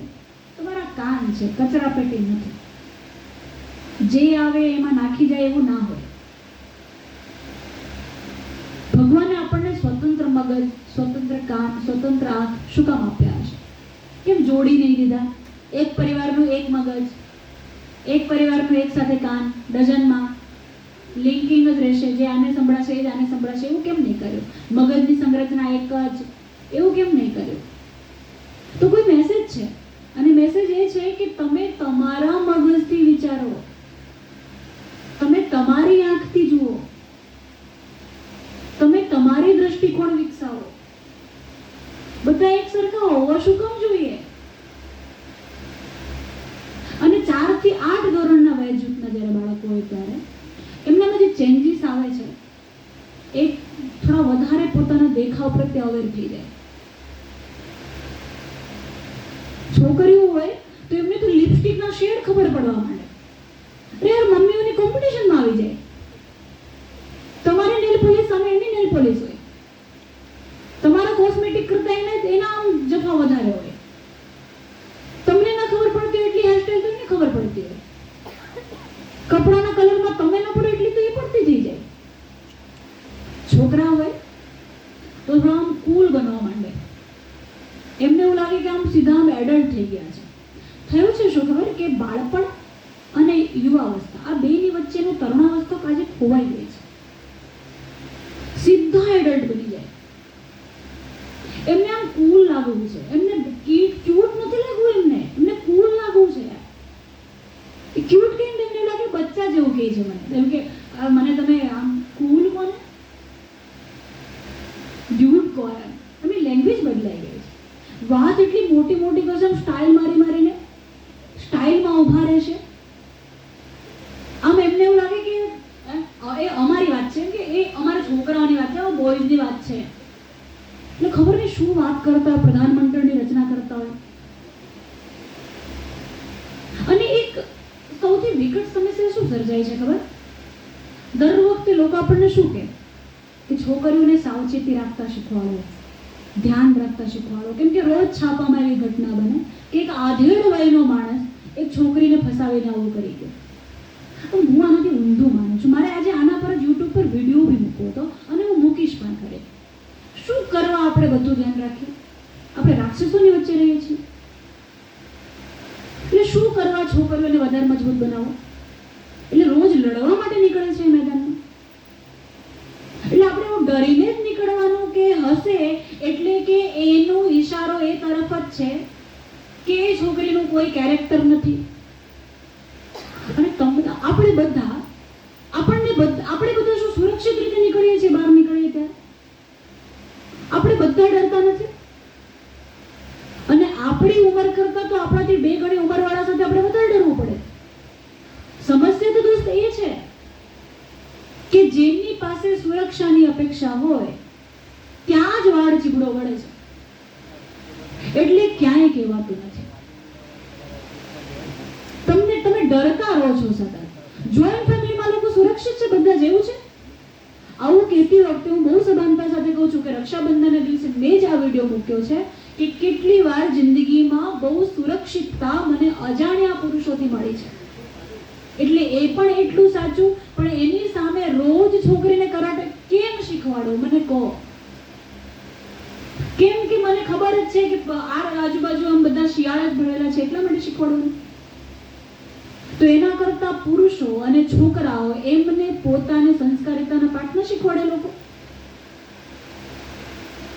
હું એક બહુ જેન્યુઅન કિસ્સો તમારી સાથે વહેંચું છું કે એકવાર સ્ટેશન પાસે હું ગયા વર્ષે તો લગભગ રોજ અપડાઉન કરતી હતી. રોજ એટલે દર સેટરડે સન્ડે હું ગાંધીનગર ભણવા જતી હતી. એક છોકરી એના પીરિયડ સ્ટાર્ટ થયા છે ને એને નહીં ખબર હોય, એના સ્પોર્ટ્સ હતા પાછળ જીન્સ પર. સૌ અજાણી રીતે મને ખબર નથી કે એ જોવા, અને મને હું ટોટલી ઓબ્ઝર્વ કરતી હતી 10 મિનિટ સુધી, કેમ કે નિરીક્ષણ એ મારો સૌથી ગમતો વિષય છે, એમાંથી મને મળે છે. એક છોકરો એ જ ઉંમરનો રહ્યો છે, એકાદ વર્ષ નાનો મોટો, એ એની પાછળ ઊભો રહ્યો, લિટરલી ઊભો રહ્યો, કશું પણ બોલ્યા વિના. મને એવું, હું જેટલું સમજી, એ છોકરીને અંદાજ પણ નહીં હોય કે એના સ્પોર્ટ બાર છે જીન્સ ઉપર. અને બહુ જ ઝીણી રીતે એ છોકરાએ એક બીજા છોકરાને કહી કીધું એના જ ગ્રુપમાંથી, એ સેનેટરી પેડ લઈને આવ્યો, એ છોકરાએ છોકરીના હાથમાં સેનેટરી, આ બધી જ ઘટના મેં જોઈ છે સગી આંખે. એ છોકરી એકવાર એ પેડ જોયું, કશું જ બોલી નહીં, અને કેમ કે એ છોકરાની આંખમાં બીજું કશું જ નહોતું, અને એ જઈને એ બદલીને આવે. આવું ક્યારેક બને ને ત્યારે બહુ ગૌરવ થાય કે પેરેન્ટિંગ આ હોવી જોઈએ. પેરેન્ટિંગ એ નહીં કે તમે પુરુષને જુઓ એટલે મારા દુપટ્ટા સરખા કરવા પર ધ્યાન જતું જ રહે. હકીકતમાં તો પુરુષ એ છે, પુરુષ અને સ્ત્રીની મારી ડેફિનેશન બહુ સ્પષ્ટ છે. ખાલી માદા હોવું એટલે સ્ત્રી હોવું એવું માનતી જ નથી. સ્ત્રી બનવા માટે પોતાની અંદર જવું પડે, ડોક્યું કરવું પડે, અને પુરુષ પણ ખાલી શરીરથી બનાવતું નથી જ નથી. પુરુષ એટલે એવો પુરુષ કે જેની હાજરી હોય તો સ્ત્રી તરીકે આપણને કોઈ જાતનો સંકોચ ન હોય, આપણા કપડાં આપણે ચેક ન કરવા પડે, આપણે પલ્લું રોજ ચેક ના કરતા હોઈએ. અને પુરુષ એટલે એવો પુરુષ, સ્ત્રી એટલે એવી સ્ત્રી કે જેની હાજરીમાં પુરુષ કોઈ પણ રીતે ઉચ્છૃંખલ કે ઉદંડ બનવાની એની ઈચ્છા ન થાય. એ ગરિમા સાથે તો આપણે રહીએ ને, પણ આપણી 12 વર્ષની 11 વર્ષની છોકરીઓને રોજ એવું કહેવાનું, ધ્યાન રાખજે કોઈની સાથે બોલીશ ને, એટલે આ તો સહજતાને મારી નાખવાનું કામ થયું. પ્રોફેશનલી તમે માર્કેટમાં આવો એટલે સ્ત્રી તરીકે તમારે તમારી પ્રમોશનને માટે દુનિયા અલગ જ કારણ બનાવશે. એવું નથી હોતું દોસ્ત. જેવી રીતે સંગીતના અવાજથી બીજું કશું સાબિત નથી થતું, એવી રીતે બે વ્યક્તિ કોફી પીતી હોય તો બીજું કાંઈ નથી થતું. અને જો દુનિયા આવું માનતી હોય ને તો તેલ લેવા જાય, માનવા દેવું. કેમ કે શું માનવું એ એમનું પોતાનું ઉછેર નક્કી દર્શાવે છે, અને એમની પોતાની સાયકોલોજી દર્શાવે છે. પણ મમ્મી તરીકે તમે હો એના પહેલા તમે એક સ્ત્રી છો, તમે એક પત્ની પણ છો, તમે કોઈના પુત્ર વધુ પણ છો. તમે જો કશું કરી રહ્યા છો ફાઇનાન્શિયલ ઇન્ડિપેન્ડન્સી માટે, તો તમે એક પ્રોફેશનલ પણ છો, તમે એક પાડોશી પણ છો. આ બધાની વચ્ચે તમે મમ્મી પણ છો. તમે બહુ બધા રોલમાં છો, અને ઉપરથી બહુ બધા રોલ તો તમે માથે લીધા છે. ફલાણાના સીમંતમાં જવાનું, લાડવામાં જવાનું, સગાઈમાં જવાનું, લગ્નમાં જવાનું, ખબર કાઢવા જવાનું. કોઈ જરૂર નથી એવી જગ્યાએ પણ ખબર કાઢવા જવાનું. અરે મને તો બહુ નવાઈ લાગી, 1 મહિના પહેલા માંદા પડે ને તો 1 મહિના પછી પડે તો એની ખબર કાઢે. એટલે મને એમ થાય, મારી સાથે એવું થયું. એકવાર મને પૂછ્યું તમારી તબિયત હવે સારી? મેં કીધું મારી તબિયત થયું તો શું? પછી મને ખબર પડી 2 મહિના પહેલાનું પૂછે છે. આવો કોઈ રિવાજ નથી. મગજ પર શું કામ આટલો લોડ લેવાનો? થોડા ખરાબ બનવાની તૈયારી લોકોની નજરમાં કરવો તો ને જલ, તમને શું ફેર પડે? આમ જુઓ, તમારી પાસે સમસ્યા કે શેની છે? સમયની. અને તમારી પાસે સમય છે એ બધા માટે. ખોટું લગાડવા માટે તમારી પાસે પૂરતો સમય છે, હાર્ટ થવા માટે તમારી પાસે પૂરતો સમય છે. ગુસ્સો આવે તો એના માટે તો તમે અટકતા જ નથી, બ્લા બ્લા બ્લા એકદમ ફોર્સમાં નીકળે છે. અને ગુસ્સા માટે ભગવદ્ ગીતાએ આવું કહ્યું છે કે ક્રોધાત ભવતિ સમ્મોહ, સમ્મોહાત સ્મૃતિ વિભ્રમઃ, સ્મૃતિ ભ્રંશાદ બુદ્ધિનાશો, બુદ્ધિનાશાત પ્રણશ્યતે. ક્રોધથી વ્યક્તિ મોહિત થાય એટલે વિવેક બુદ્ધિ મરી જાય, અને મોહથી સ્મૃતિ ભ્રંશ થાય. સ્મૃતિ ભ્રંશ થાય એટલે તમે ભૂલી જાઓ કે હું માણસ છું, મારાથી પણ થયું હતું, અથવા તો સામેવાળાએ કયા સંજોગોમાં આ થયું હશે. ગુસ્સો આપણને કેવી નાદાન જગ્યાએ કહું તમને. દાખલા તરીકે બાળકથી કાચનો ગ્લાસ તૂટી ગયો, તમને શું લાગે છે એને પ્લાન કરીને તોડ્યું? તો એ તમે શું કહો? તમને આખું સિનિયર આવી ગયું ને? તો કોઈ કારણ જ નહીં દોસ્ત. એને જોઈએ છે મદદ, કે કોઈ એને ગ્લાસના ટુકડા વીણવામાં મદદ કરે. એને જોઈએ છે સહાયક. એને મળે છે કોણ? બોસ, નિર્દેશક. જેનો કંટાળો તમને બાજુવાળાથી ને સાસુથી ને બધાથી આવી રહ્યો છે ને, એ જ તમે એના માટે બની ગયા જાઓ છો. ત્યારે એને ખબર જ પડી ગઈ છે એ જ સેકન્ડે કે એનાથી ખોટું થયું છે. તમે એનામાં ત્યારે જોડાઈ જાઓ. એ નુકસાન તો થઈ જ ગયું છે ને. એક ગ્લાસ ક્યારેક તો તૂટવાનો જ હતો ને.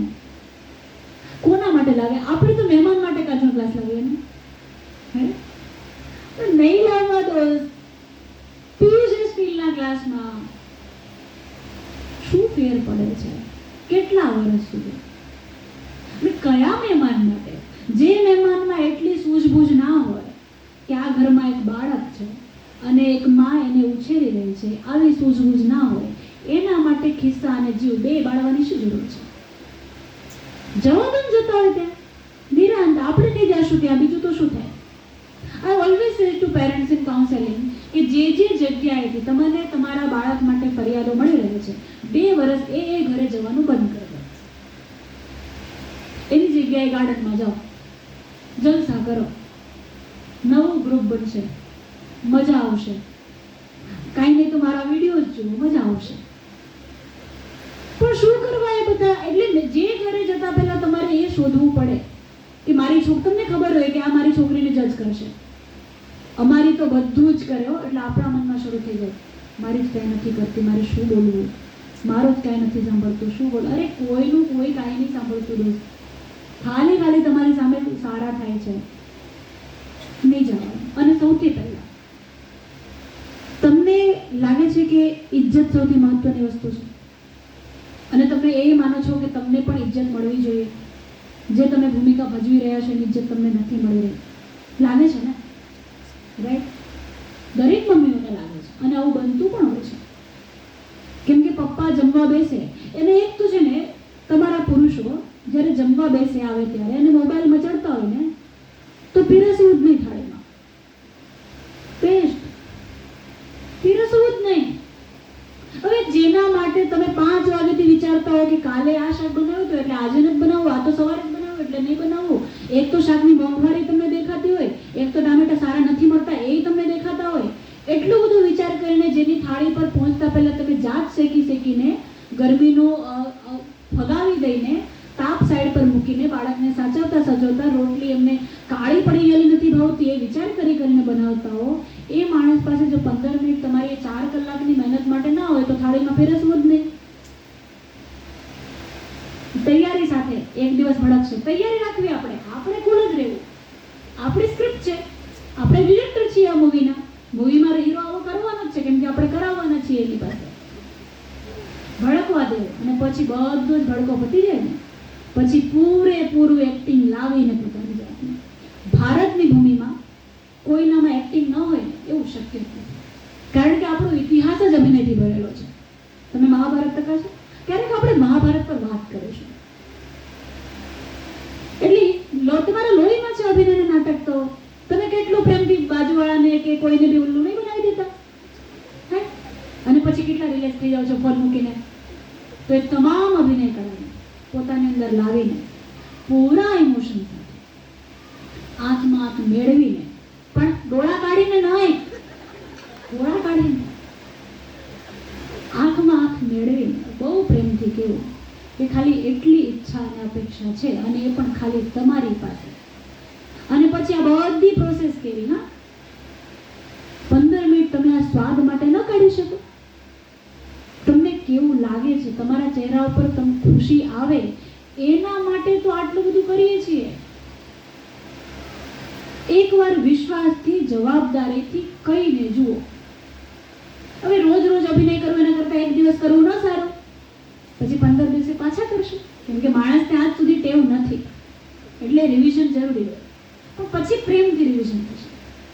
ટીવી જોતા હોય તો ઘરે કોઈએ જમવું જ નહીં. જુઓ, સૌથી વધારે ઇમ્પોર્ટન્ટ છે ને, મને પહેલા 25 વર્ષ સુધી રસોઈ નહોતી આવડતી. આ વાત તમને એટલે કહું છું કેમ કે આ મેં જોયું અને પછી હું શીખી. મને રસોઈ એટલી હદે નહોતી આવડતી કે હું મેરેજ પછી ચા બનાવતા શીખી છું, એ પણ માપદંડ સાથે. ચા તો મેં જિંદગીમાં ચાખી નથી, પણ હું યુટ્યુબ પરથી પછી 6-7 ફ્લેવરની ચા બનાવતા શીખી.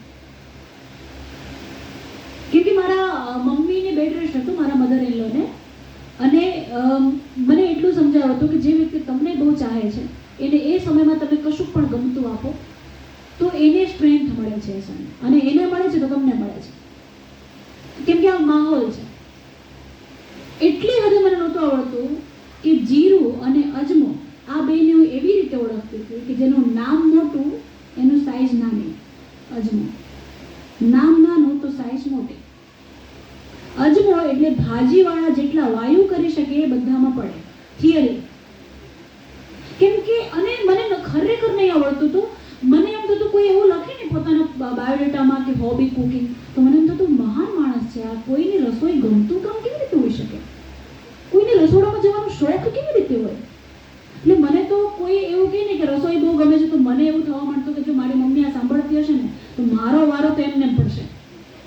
એવું જોઈએ ને, સામેવાળી કચરા પોતું કરે છે એટલે આપણો વારો પડી જાય. આજની તારીખે મારી મમ્મી આવું જ કરે છે. એ આજે બી હું જાઉં ને તો કે અહીંયા આવો, બહાર કાઢે, પછી આપણે પૂછીએ કે શું જો બારીલું છે, તો હવે તો હું મજા કરું એમ કહું કે આપણે એને બોલાવીએ કે તમે બહુ જ સરસ લૂછો છો, સમય મળે તો અમારું લૂછી જાજો. અમે સ્વીકાર લીધું છે કે એને મજા આવે છે 55 વર્ષે આવું કહેવાની કે જો જેને લોકો સાંભળતા હોય એને બી હું આવું કહી શકું છું. તો શી ઇઝ ફીલિંગ પ્રાઉડ. એટલે હું મારા કાચ હું જ સાફ કરું છું, પણ એને મજા આવે છે આ કહેવાની. હવે મેં સ્વીકાર લીધું કે હવે સાચે આજો ખરેખર કેટલા મસ્ત પોતા મારે દરેક જગ્યાએ લૂછે છે, બાકી ખરેખર મસ્ત બેન છે. અને હવે તો શું કરું કે એના પછી એને કહી બી આવું કે મારી મમ્મી તમને રોજ બહુ પ્રેમથી જુએ છે, કેમ કે તમે ખરેખર બહુ જ પ્રેમથી પોતા મારે. હવે હું કહી આવું. પણ વોટ હેપન કે એ સમયે પછી મેં મારું માઇન્ડસેટ કર્યું કે આ ઘરમાં સૌથી વધારે વેલ્યુ રસોઈની છે અને બધા લોકો જમવા માટે ભેગા થાય છે. હવે મારા ઘરમાં તો એવું જોયેલું અમે કે સાંજે અમે ખીચડી જ કરી દઈએ, કેમ કે એમને બધાને ઉતાવળ હોય કે આપણે વાંચવા બેસીએ. આપણી જિંદગીમાં તો આપણે શિક્ષણ સિવાય કંઈ જોયેલું જ નહીં. તો મેં નક્કી કર્યું કે 2 મહિના જો હું આ બધું શીખી શકી હોઉં તો હું રસોઈ કેમ ન શીખી શકું. ચાલો ચેલેન્જ લઈએ. અને મેં પ્રોપર રીતથી વગર તેલને કેટલી સેકન્ડ ગરમ થવા દેવું, કેટલા સેકન્ડ મિનિટ પછી આ મૂકવું, એવી રીતે રસોઈ શીખવાની શરૂઆત કરી. લિટરલી આજે આઈ લવ કુકિંગ. મને ગમતા લોકો માટે મને કુકિંગ ગમે છે, મને ગમતા લોકો માટે મને રસોઈ કરવી ગમે છે, અને મને બહુ જ મજા આવે છે. વેરિએશનની પણ મને બહુ જ મજા આવે છે. અને પછી મને રસોડું એ મારું પ્રેમ બનતું ગયું કે આઈ લવ કુકિંગ. હવે મને બહુ મજા આવે છે જ્યારે મારી મમ્મી પંજાબી સબ્જી માટે મારી ઉપર ડિપેન્ડેડ હોય છે કે નહીં યાર એ તો તારે જ બનાવે, તો મને બહુ મજા આવે. કેમ કે મને એ પણ ખબર છે કે પહેલી વાર જ્યારે મેં રોટલી બનાવવાની શરૂઆત કરી હતી વેલણ તૂટી ગયું હતું અને આખી સોસાયટીની આ વાત ખબર હતી. બોલો, મારી મમ્મી જ કીધી હતી. હા, મારી મમ્મીએ જ કીધી હતી, બધાને કહી દીધું હતું. તમને ખબર મારી મોટી આજે રસોડામાં ગઈ વેલણ તૂટી ગયું. એટલે આપણે કોલેજથી ઘરે ગયા તો બધાએ કીધું રશ્મિ કે આજે રોટલી કરી વેલણ તૂટી ગયું. હવે કેવું લાગે તમને? મેં મજા લેવાની શરૂઆત કરી. મેં તો હા તૂટી ગયું, તમારા ઘરે 2 છે આપી જાજો, મારી મમ્મીને એક એક્સ્ટ્રા જોઈતું હોય. આવું બધું પણ થતું હોય તો ત્યારે મજા લેવી. કેમ કે આ એ જ લોકો હતા જે એમના બાળકો પબ્લિક વક્તૃત્વ સ્પર્ધામાં ભાગ લે ત્યારે અમારા ઘરે મોકલતા હતા. ચીલ એટલે કોઈ એવું કહે ને કે મારી છોકરી રસોઈ નથી કરતી, તો મને ખબર હોય કે બેન એ કરશે એની રીતે એના સમયે, જ્યારે એને લાગશે કે એને રસોઈ કરવી ગમે છે, જ્યારે એના જીવનમાં કોઈ એવું આવશે કે જેના પ્રેમમાં પડીને રસોઈ કરશે. પરાણે શું કામ કરાવડાવે છે? જમતા નથી, છોકરાઓ નહીં જમતા તો એ ના કરે રસોઈ, એને પણ કરાવડાવો. તમે મમ્મી બંને ના છો, તમે એક જેન્ડરના મમ્મી નથી, તમે મમ્મી છો, તમે સ્ત્રી નથી, તો ઇક્વલ કામ આપો. આપણો તો નિયમ છે કે મારો દીકરો જો મને આટલે હવે તો એને ખબર પડી ગઈ છે હું એક બારણું બંધ કરું એટલે બીજા બધા બારણા જાતે જ બંધ કરી દે. એને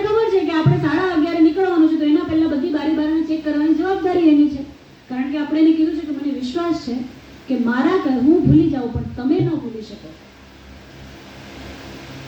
બાળકને આપણે આદર ન આપીએ, ન ગમતા હોય ડોબા લાવતા એવા લોકોને તમે કહીએ, પણ બાળકને ન કહીએ. મેં તો નક્કી જ કર્યું કે આપણે પહેલેથી તમે જ કહેવું એટલે થોડું માપ મારે, કેમ કે આપણે મમ્મી ઉપર ભડકી જઈએ છીએ, પપ્પા ઉપર નહીં ભડકતા. તો આ ડિસ્ટન્સ પહેલા તો મારે માપ રાખવું પડે. એન્ડ મોસ્ટ ઇમ્પોર્ટન્ટ કે તમે મમ્મી છો આની તમને જાણ છે, પણ જ્યારે તમારું બાળક સામે હોય ત્યારે જ ખાલી આ યાદ રાખો. ગમે ત્યાં એ જ ન યાદ રાખો, ભાર બની જાય છે. અત્યારે તમે છો, ચીલ કરો, તમને લાગે એ તમે કરો. તમે 2 દિવસ બહાર ગયા તો તમે તમારી રીતે છો, તમે આઝાદ છો. તમે તમારા હસબન્ડ સાથે જ ખાલી છો તો તમે ખાલી એક પાર્ટનર છો, તમે એક સ્ત્રી છો. તમે માર્કેટમાં ગયા, તમને બાર્ગેનિંગ કરવી ગમે છે, જલસાથી કરો. અચાનક શું કામ બધું બદલી દેવું છે? અને 1 કલાક તો પોતાના માટે એવી ચોરીને લો, જેવા તમારે ગાંડા કાઢવા જેને કહેવાય ને, તો કાઢો. જવાબદારી છે તમારી. અધિકાર તો સાઈડ પર, જવાબદારી છે તમારી.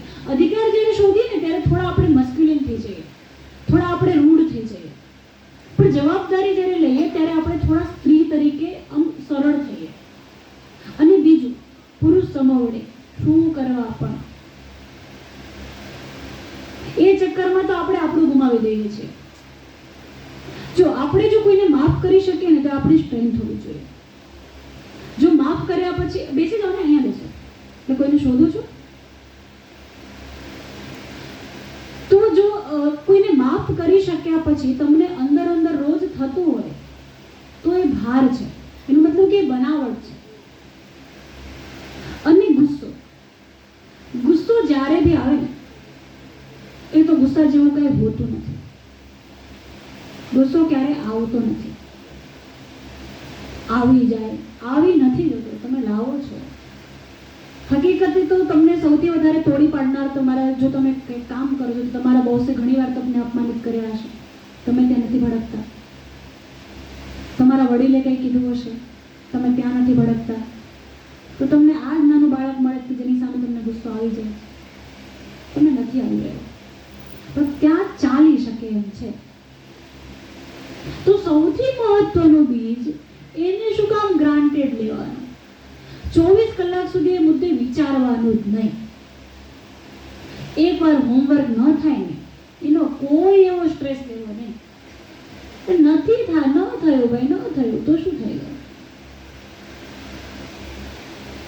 પણ મોબાઈલ એક અનિવાર્ય દૂષણ છે, એને તમારે માનવું. હું પણ માનું છું. એટલે પૂરેપૂરું ધ્યાન રાખવું. એક મસ્ત ઘટનાથી વાત પૂરી કરું છું. સોરી, મને એવું હતું કે 1.5 કલાક એટલે એક્ઝેક્ટ તમે ટાઈમ પર આવશો એવું મને હતું, પણ તમે ઇન્ડિયન ટાઈમને અનુસરે, એમાં તમારો વાંક નથી, પરંપરાગત છે. પણ હવે જ્યારે આપણે રાખીશું તો હું એક્ઝેક્ટ ટાઈમને લઈને જ ચાલતી હોઉં છું. એક છેલ્લી વાત સાથે પૂરી કરીએ કે મોહમ્મદ અલી, દુનિયાનો સૌથી ગ્રેટેસ્ટ બોક્સર, એની દીકરી હાના અલી પોતાના એક પત્રમાં લખે છે કે એકવાર મારા ડેડને મળવા જવાનું હતું, હું અને મારી નાની બેન. તો મેં વ્હાઇટ ટોપ અને બ્લેક શોર્ટ સ્કર્ટ પહેર્યું, અને આજ સુધી હું મારા ડેડ સામે આવા રિવીલિંગ કપડામાં નહોતી ગઈ. તો અમને શોફર ગાડીમાં લઈ ગયો, અને હોટલમાં પછી જ્યારે રૂમમાં લઈ ગયો તો હંમેશાની જેમ મારા પપ્પા, મોહમ્મદ અલીની વાત કરું છું, દુનિયાનું સૌથી મહાન બોક્સર, એટલે મારા ડેડી બારણાની પાછળ સંતાયેલા હતા હંમેશાની જેમ. એમણે અમને ચોંકાવ્યા, અને પછી અમને વળગી પડ્યા. એમને પછી એમનું ધ્યાન મારા કપડા ઉપર ગયું, અને એમને બહુ પ્રેમથી મને ખોળામાં બેસાડી. એ દિવસે જે કીધું, હું માનું છું કે આ દરેક પપ્પાએ પોતાની દીકરીને બહુ પહેલા સમજાવવી જોઈએ. કે એમણે કીધું કે બેટા, તને ખબર છે ડાયમંડ ક્યાં મળે? એના માટે કેટલું ઊંડું જવું પડે? તને ખબર છે કોલસો ક્યાં મળે? ખાણમાં મળે. ડાયમંડ બહુ ઊંડે સુધી ખોદકામ કર્યા પછી મળે. મોતી ક્યાં મળે? મરજીવો બહુ ઊંડે જાય ત્યારે મોતી મળે. સોનું ક્યાં મળે? ખોદકામ કરવાથી મળે, અને પુષ્કળ ખોદકામ કરવાથી મળે. આ બધું કિંમતી છે. એટલે આજે જે કિંમતી છે ને એને કુદરતે બહુ આવરણ આપ્યા છે, એને પુષ્કળ આવરણો આપીને કુદરતે સાચવ્યા છે કે આના સુધી ગમે તે માણસની નજર ના પડવી જોઈએ. મહેનત કરનાર જેની પાત્રતા હોય એ જ અહીંયા સુધી પહોંચે અને એના માટે સાધના કરીને મેળવે, જેથી એને ખબર હોય કે એને શું મેળવ્યું છે, એના સુધી જ આ બધું પહોંચે છે. રસ્તે ચાલતાની નથી પહોંચતું. અને તું, તારું શરીર, તારું આત્મા, તારી કાયા એ આ બધા કરતાં વધારે કિંમતી છે. એટલે તું તો આને પબ્લિક માટે ઉઘાડું ન જ મૂકી શકે.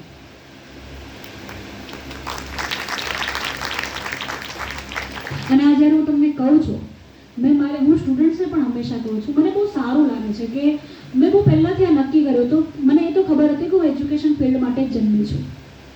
તો મારી જાતને બહુ તૈયાર કરતી હતી કે જે મેં કર્યું નથી ને એવું હું કશું જ ક્યારેય નહીં કહું.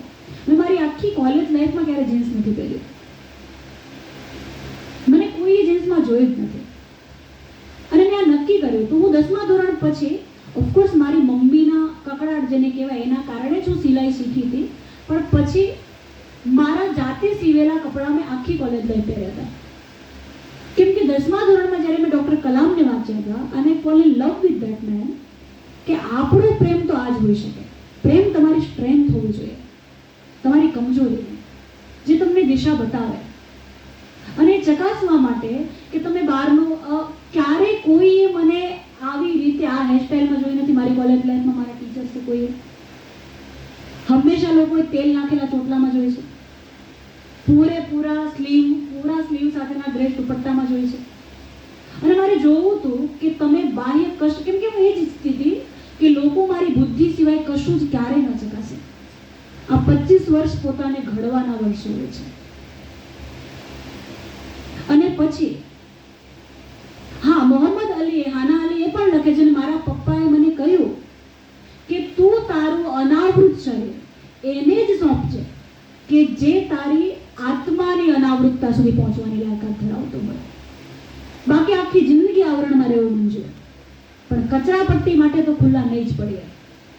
ઘરમાં શોપીસ સારું ન હોય તો ચાલે, પણ એના માટે ભાંગેલું તૂટેલું મૂકીને જગ્યા તો નહીં જ પડીએ. અને એ સમયે મેં ચકાસણી કરી કે નહીં, ઓટોગ્રાફ ડેના દિવસે સૌથી સારામાં સારા લોકો ઓટોગ્રાફ લેતા હતા. મારા ટીચર્સ, મારા પ્રોફેસર મને કોઈના લગ્નની કંકોત્રી આવે ને તેઓ બતાવતા હતા. મને આજે બી યાદ છે ને એમને પણ યાદ છે કે રશ્મિ આવું કશું શીખો, એ છોકરી વેળા કરો. પણ એ 25 વર્ષો આના માટે જ છે. એમાં જે લોકો તમને પામી શક્યા એમના તો પછી એમની પાત્રતા હશે કે શીપની ભીતર પણ મોતી જોઈ શકે છે. તો જો બાળકને આ શીખવાડવું હોય ને, જે રીતે રંગીન કપડાના દિવસે છોકરીઓ આવે છે ને, બસ અમને એવું જ લાગે કે ફેશન પરેડ ચાલે. મને તો એવું જ લાગે કે હું સૌથી સારામાં સારા કપડાં સિલેક્ટ કરવા અહીંયા જ આવવું જોઈએ. 12મા વાળાના ફેરવેલમાં તો અમે કહીએ છીએ કે ડ્રેસ તો તમારી પાસે જોવા મળે જ. બસ તમે ઈચ્છો છો ને તો એને આ કન્વિન્સ કરો કે કિંમતી છે એટલા માટે આવરણમાં છે. એટલા માટે નહીં કે તમે એને ફેશનથી અટકાવી રહ્યા છો, એટલા માટે નહીં કે તમે એને સુંદરતાથી અટકાવી રહ્યા છો. એ સુંદર છે જ. એ જે દિવસે કુદરતે સર્જ્યું તે દિવસથી સુંદર છે. નહીતર કૃષ્ણની ઓરિજિનલ મૂર્તિ કાળા પથ્થરમાં ના હોત. એ ઘન શ્યામ છે, સોલિડ બ્લેક છે, સોલિડ બ્લેક, ગુજ્જમ કાળો. સુંદરતા એ ત્વચાના રંગમાં છે જ નહીં. અને પોતે તો કોન્ફિડન્ટ રહેવું જ. મિરરમાં આજે જાઓ ત્યારે પહેલું કામ એ કરજો, સમય ચોઈને આજુબાજુ આ બધા ન હોય ત્યારે એમ તમારી જાતને કહેજો કે મને મારા સૌંદર્ય ઉપર નાશ છે, મને ગર્વ છે કે હું સ્ત્રી છું, અને મને મારા સ્ત્રી હોવાનો ગૌરવ છે, અને હું સ્ત્રી જ બની રહેવા માંગુ છું.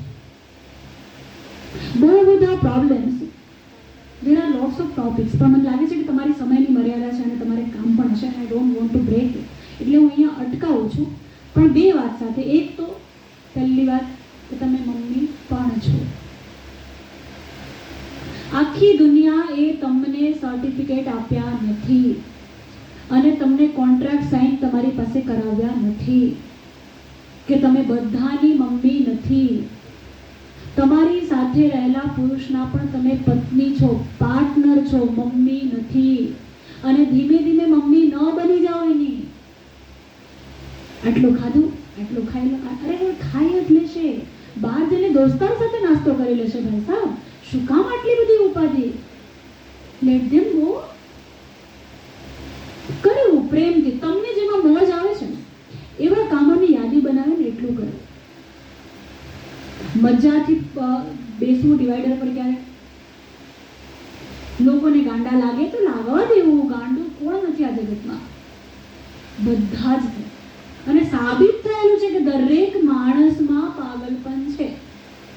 મેં સ્વીકાર લીધું છે અને તમને સ્વીકારતા થોડો ડર લાગે, સ્વીકાર લો. જે બાબતથી પોતાને શાંતિ થતી હોય ને એ કરવું. તમારી શાંતિની જવાબદારી બીજા કોઈ નથી, તમારા બાળકની પણ. એના માટે બ્રાન્ડેડ કપડાં ન ખરીદવા. કેમ? એને અત્યારે નથી ખબર પડતી ને એને શું ખબર પડે? નો શોખ તો આપ કમાઈ પર હોય ને. બાપ કમાઈ પર તો જરૂરિયાત જ હોય. બાપ કમાણી તો જરૂરિયાત છે અને એને જરૂરિયાત પૂરી પાડવી એ તો જમાડવી એ તમારી જરૂરિયાત છે. હું એમને પણ કહું છું, મોબાઈલ એ તમારો મોબાઈલ, તમારા પૈસાનો મોબાઈલ. તમે ડરી કેમ જાઓ છો કે મોબાઈલ નહીં લેશો? તમને એવું લાગે છે કે કશું ખોટું કરી દેશો? બાળકોએ આ ટ્રેપ શીખી ગયા છે, એમને આવું બોલતા આવડી ગયું છે. મેડિકલ વાળા છોકરાઓ તો પેરેન્ટ્સ પણ ઘણીવાર ત્રાસ કરી દે છે, કેમ કે એમને દવાઓ પણ ખબર પડે. પેરેન્ટ્સના જ્યારે કોલ આવતો હોય ને એવું કહે કે મેડમ એ તો ડૉક્ટર છે, આપણે એને કહીએ પણ શું? એવું કહે છે કે એ ડિપ્રેશનમાં છે એટલે અમે તો એને કાંઈ નથી કહી શકતા. તો કશો વાંધો નહીં ના. અને મમ્મીઓ, આ સાચી વાત કહું છું, અને મમ્મીઓ બિચારી ટાઈમ પર જ્યુસ મૂકે, આ મૂકે, તે મૂકે અને પેલું અકળાય આની ઉપર. જાને કીધું નહીં એકવાર નહીં ખાવું, નહીં પીવું, તો 3 દિવસ કાંઈ ન આપો. માંગે ત્યારે આપજો. અને એ પણ તમે કામમાં આવો તો છોડીને ન ઊભા થઈ જતા. એવું કહેજો બેટા હવે અડધી કલાક થશે, આપું છું. ટ્રીટ ધેમ. આમાં તમે અકળાતા ને પાછવા કરવામાં તમે મજબૂત જ રહેજો, કેમ કે તમને ખબર છે કે આ પદ્ધતિ છે, આ એની દવા છે. ડોક્ટરે અકળાવવાનું ન હોય એ સમયે તમે ડોક્ટર છો. અધરવાઇઝ મને એવું લાગે કે થોડી ડિમાન્ડ તમે પણ કરતા રહો મળવાની, આવા વર્કશોપની. અને જે લોકો રહી ગયા છે એમને પણ લઈ આવો. એનું કારણ છે એક તો કે હું મેનેજમેન્ટને પણ હંમેશા કહું છું કે હવેથી જે વાલી મિટિંગમાં આવવાનો સમય ન ફાળવી શકતા હોય ને કે આવા વર્કશોપમાં, એવા બાળકોને એડમિશન જ ન આપો. જેમની પાસે વર્ષમાં 2 વાર સમય ન હોય, 4 વાર સમય ન હોય, તો એ બાળકને માટે શું કયો ટાઈમ એ કાઢે છે? અને પછી તમે શું અપેક્ષા રાખો છો કે બાળક તમારું ઘર પણ કેટલા વર્ષ સાચવે? ના સાચવે. આપો એટલું મળે, એનાથી કદાચ ઓછું મળે પણ એનાથી વધારે મળવાની તો અપેક્ષા ન હોય. એટલે આઈ એમ રિક્વેસ્ટિંગ યુ કે હવે નેક્સ્ટ ટાઈમ જ્યારે પણ હોય ને અને આવો કાગળ મળે ને ત્યારે તમને સમજાવી દો ને કે તમારી પાસે કોઈ ઉઘરાણી નથી કરાવવાની. એનાથી જ લોકો ભાગતા હોય છે ને. અને મોટે ભાઈ બીજું શું હોય? હવે ચાલ્યો, હવે અમારે તો રસોડું હોય, ચા હોય. અરે ના પીએ ચા. આમને કેટલા બધા ખર્ચા થાય છે. એક દિવસ 50 રૂપિયાની ચા બહારથી લાવીને પીશે લોકો. કરશે બહારનો નાસ્તો, આમે થાય જ છે ને ઘરમાં. પણ જેની જે વાલીને આ જરૂરી ન લાગતું હોય, મેં મેનેજમેન્ટે સિન્સિયરલી કીધું છે કે સર હવે આપણે ફોર્મ આપીએ ને ત્યારે, કેમ કે આમાં શું થાય કે એક તો મેં લખ્યું છે કે સંવાદ સેતુ, મેં વક્તા એવું લખ્યું જ નથી. એટલે જે બાળક અહીંયા નથી કરી શકતું, જે રીતે નથી કરી શકતું, તમારી મૂંઝવણ જે ત્યાં નથી પહોંચી શકતી, અને વચ્ચેનો આ સંવાદ સેતુ છે, ખાલી નિમિત્ત છે. પણ જો જે મા બાપ પાસે વર્ષમાં 4 વાર 4 કલાક પોતાને બાળકને સાંભળવું એના માટે ન હોય તો એવા લોકો એડમિશન લઈને પોતાનું કામ શું કામ બીજા ઉપર ઢોળી નાખવું જોઈએ? રિઝલ્ટ તો આવશે, બાય પ્રોડક્ટ છે. પહેલા તો બાળક સ્ટેબલ નથી અંદરથી. એ જ્યારે એવું કહે છે કે તું મને ગમતી જ નથી, ત્યારે એને તમે સૌથી વધારે ગમો છો એવું એ કહેવા માંગે છે. ત્યારે જ્યારે રડી રડીને તમને કહેતું હોય છે તું સૌથી ખરાબ મમ્મી છે, ત્યારે એકચ્યુઅલી કહેવા માંગતો હોય છે કે તું મને સૌથી ગમતી મમ્મી છે. બિટવીન ધ લાઇન સાંભળવાની કળા કોઈ બીજા પાસેથી ઉધાર લેવી પડે તેમાં કશું ખોટું નથી. આ એના જેવું છે કે આજે તમે તમારા ઘરમાં કોઈ બીમાર પડે તો તમે એને શું કહો છો? 2-3 દિવસ ઉધરસ આવે તો ડૉક્ટર પાસે જઈ આવો. તમે ક્યારે એને એવું કીધું 35 વર્ષથી ઉધરસ આવે છે હજી સુધી ખબર નથી પડી ગઈ દવાની? જાતે ન દવા ખબર પડે? આવું તમે કોઈ દિવસ કીધું? તો પેરેન્ટિંગ માટે આટલું બધું છોછ શા માટે? એ તો ઉલટાની બહુ જરૂરી પ્રક્રિયા છે.